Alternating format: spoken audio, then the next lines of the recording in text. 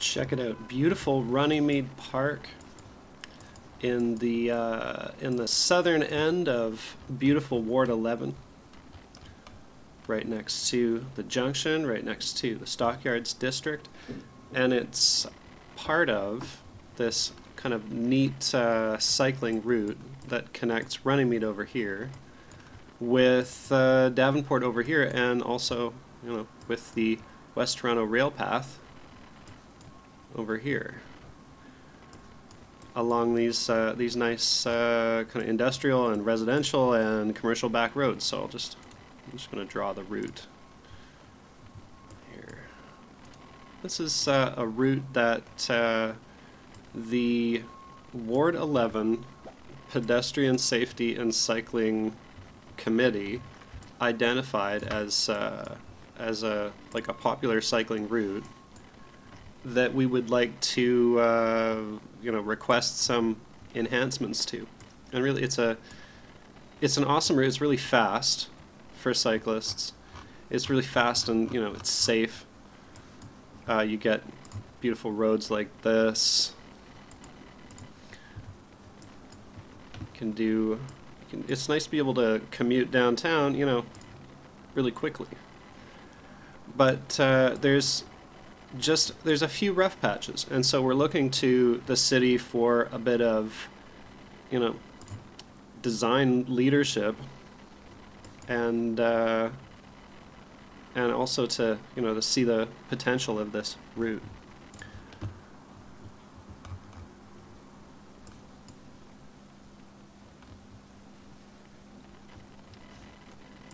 I screwed it up here.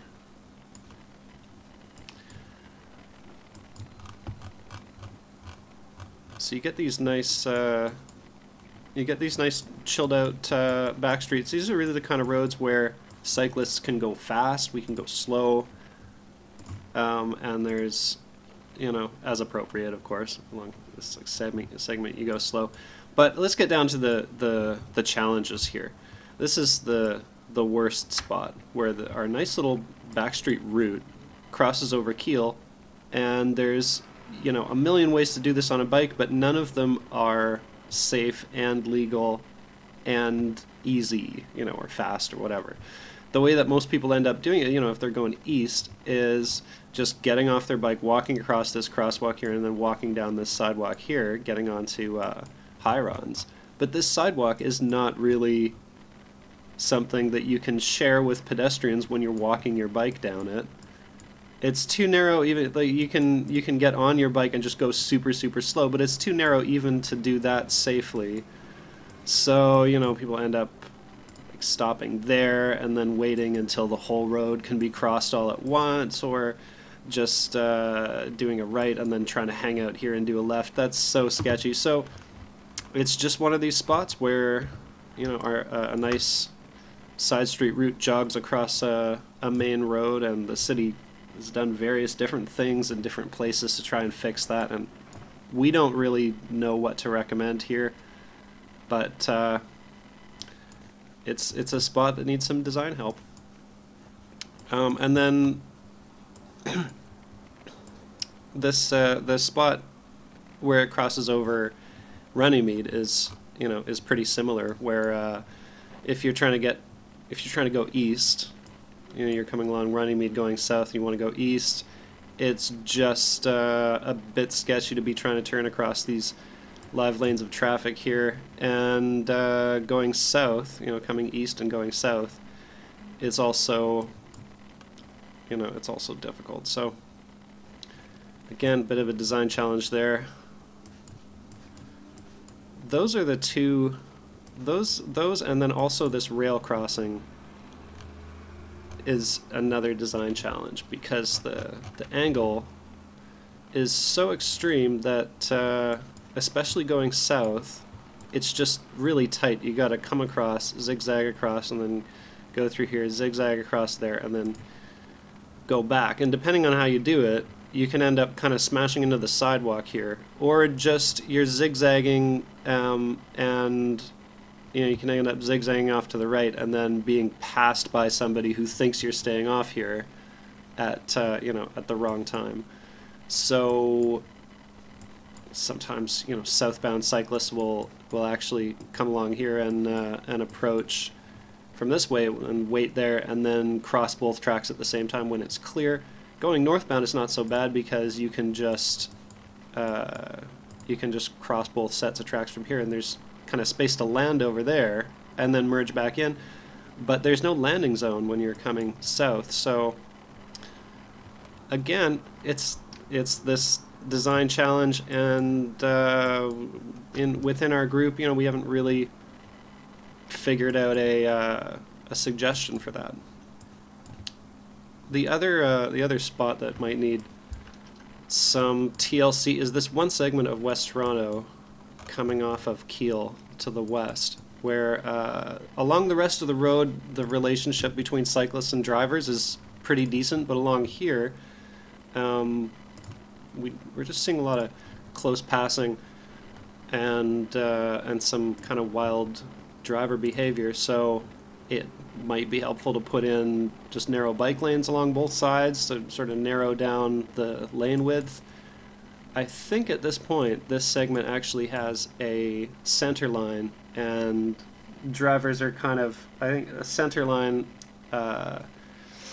is maybe worse than no lines at all for cyclists, because drivers are a little bit hesitant to cross that center line. So on roads like this, it may be better to just have no markings at all rather than having a center line. So either put in bike lanes or just take out the lane markers. That's the suggestion for that spot.